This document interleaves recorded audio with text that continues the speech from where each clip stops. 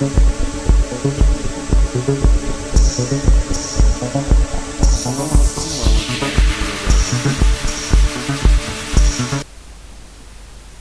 video kali ini kita akan membahas metodologi penelitian sebagai langkah awal dari mata kuliah metode penelitian.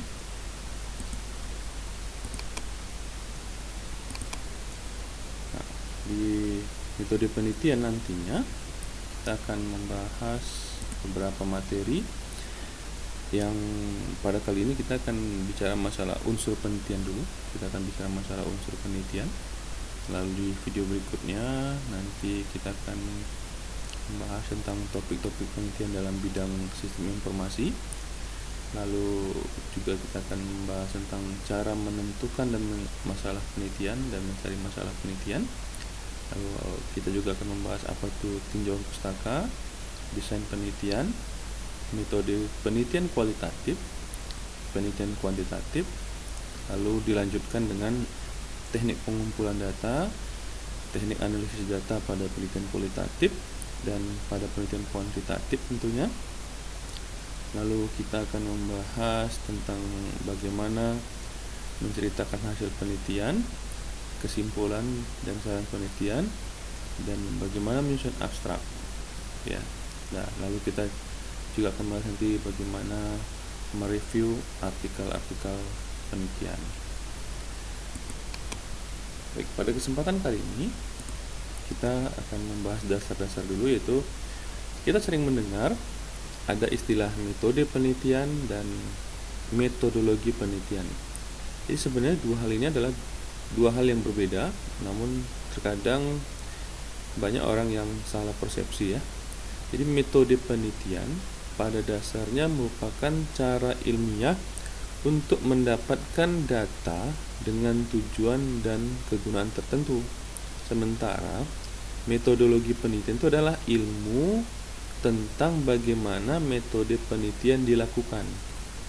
Nah, jadi atau bisa kita lebih definisikan bahwa metodologi penelitian itu adalah ilmu yang membahas tentang metode penelitian. Sementara metode penelitian adalah bagaimana teknik-teknik dasar-dasar atau bagaimana untuk memperoleh hasil dari sebuah penelitian, gitu ya. Nah, dalam kegiatan penelitian ini tentunya memiliki ciri-ciri tertentu atau ciri-ciri keilmuan. Jadi ada 3. Yang pertama namanya rasional. Ya, rasional ini artinya penelitian ini dilakukan dengan cara-cara yang masuk akal, yang dapat dijangkau oleh akal manusia atau nalar manusia. Itu rasional. Jadi penelitian ini pada dasarnya harus terjangkau secara akal sehat, begitulah kurang lebih ya. Nah, kemudian ada nanti namanya empiris. Empiris itu adalah cara-cara yang dilakukan yang dapat diamati oleh indera manusia, sehingga orang lain juga dapat mengamati dan mengetahui cara-cara yang digunakan tersebut. Jadi kita dalam penelitian sering disebut dengan istilah empiris. Jadi empiris itu dapat diamati. Nah, kemudian ada namanya sistematis. Sistematis itu adalah proses yang digunakan dalam penelitian ini menggunakan langkah tertentu yang bersifat logis. Jadi sistematis berurutan, dia logis ya. Oke. Nah, di dalam penelitian kalau ditinjau dari tujuannya, penelitian itu ada 2 jenis. Ada nanti adalah pure research.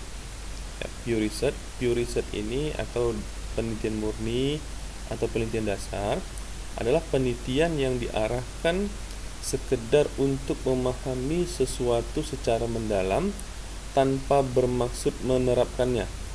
Jadi dia sebagai penelitian awal. Nah, di dalam riset bidang informasi atau informatika itu banyak cerita masalah pure research karena dia sebagai penelitian dasar tanpa bermaksud untuk menerapkannya. Nah, tapi nanti kalau ada apply research atau penelitian terapan, penelitian yang diarahkan untuk memahami informasi yang dapat digunakan dan memecahkan masalah secara mendalam dan untuk diterapkan. Itu dia. Jadi applied research itu diterapkan. Sementara kalau tadi pure research dia hanya menentukan dasar-dasar dari suatu masalah. Itu bedanya ya. Bisa dipahami kira-kira ya? Baik. Jika dilihat dari ragam penelitian itu ada 3. Kalau ditinjau dari tempatnya. Atau yang pertama namanya penelitian kepustakaan ya, atau library research.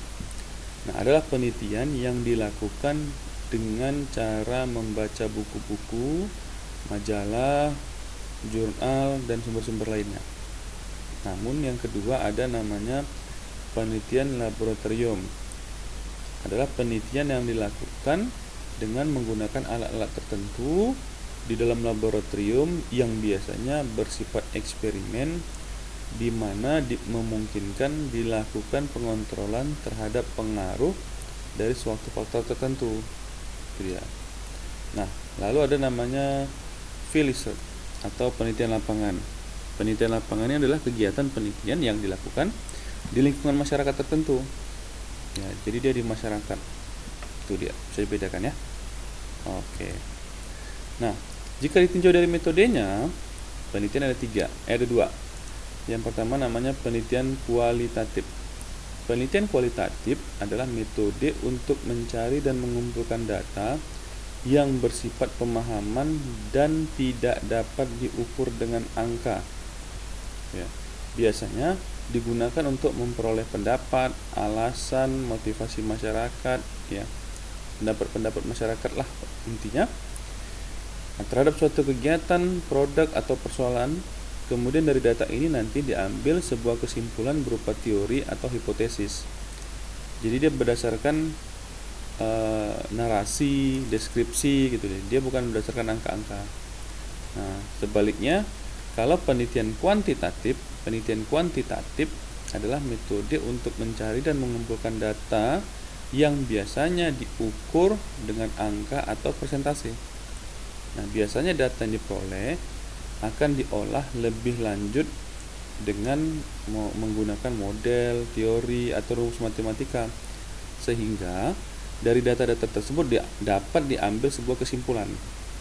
Nah, jadi kedua metode ini sangat jauh berbeda. Nah, nanti kita harus betul-betul paham.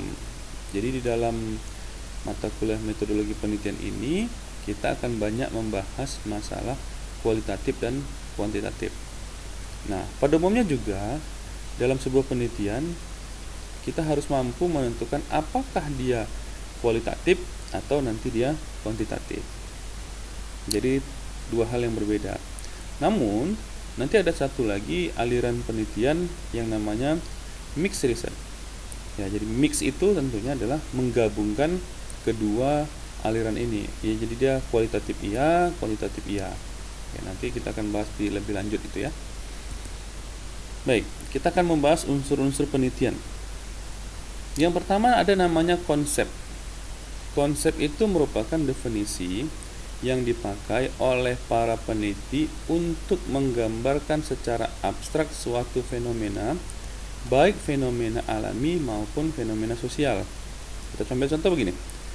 Konsep perilaku menyimpang, contohnya define behavior, dipakai oleh para sosiolog untuk menggambarkan fenomena bunuh diri, kebiasaan minum alkohol, dan banyak fenomena lainnya.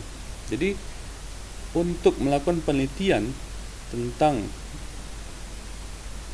bunuh diri lah misalnya, tentang bunuh diri, maka dasarnya itu adalah diangkat dari konsep perilaku menyimpang. Nah, maka dipahami dulu apa itu perilaku menyimpang, lalu dikaitkanlah dengan kejadian-kejadian bunuh diri. Gitu dia, konsepnya dulu dipahami. Bisa dipahami kira-kira ya. Jadi untuk melihat suatu kasus, maka kita tarik ke belakang tentang konsepnya. Oke. Yang berikutnya ada namanya variabel. Variabel merupakan elemen penting dalam sebuah penelitian. Dalam statistik, variabel didefinisikan sebagai konsep, kualitas, karakteristik, atribut, atau sifat-sifat yang lain lah dari suatu objek, orang, benda, atau tempat, dan lainnya, yang nilainya berbeda-beda antara satu objek dengan objek yang lain. dan sudah ditetapkan oleh peneliti untuk dipelajari dan ditarik kesimpulannya. Nah, menurut hubungannya antara satu variabel dengan variabel yang lain, maka bermacam-macam variabel itu ada 5. Ya, variabel itu ada 5.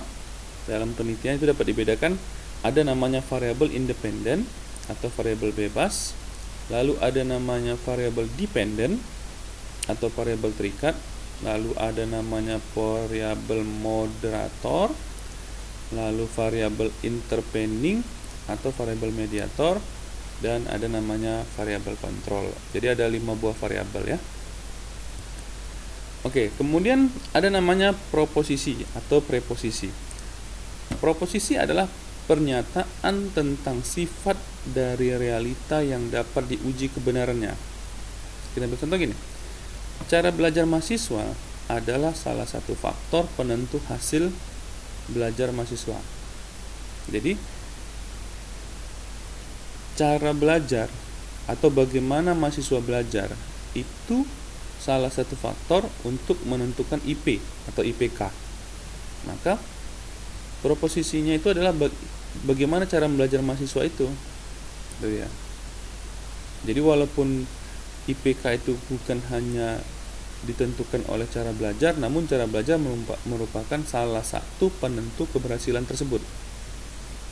Oke, paham ya kira-kira ya? Itu namanya preposisi. Lalu ada namanya teori.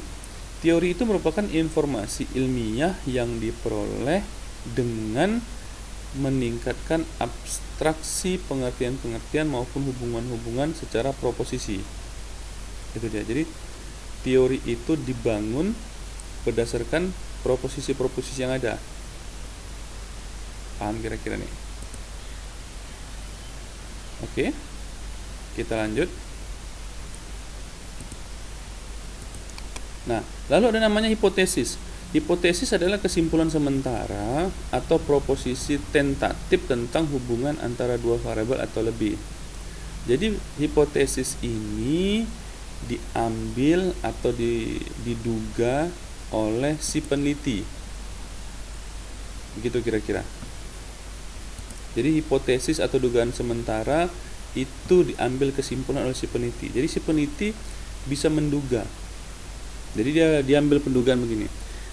Apakah misalkan dia melakukan sebuah penelitian tentang SPK, sistem pengambilan keputusan. Jadi dia bisa mengambil hipotesis, dia dapat nyatakan bahwa dengan menggunakan aplikasi ini atau aplikasi X, maka sistem pengambilan keputusan dapat dilakukan dengan baik. Gitu. Jadi misalkan dengan menggunakan aplikasi X dapat menentukan siswa terbaik dengan cepat. Jadi itu hipotesis, masih diduga. Nah, dugaan itulah yang nantinya harus dibuktikan dengan penelitian. Jadi di awal penelitian setiap peneliti memiliki hipotesis, dugaan. Nah, dugaan itulah yang dia harus buktikan betul apa tidak. Itu hipotesis. Lalu ada yang berikutnya namanya definisi operasional.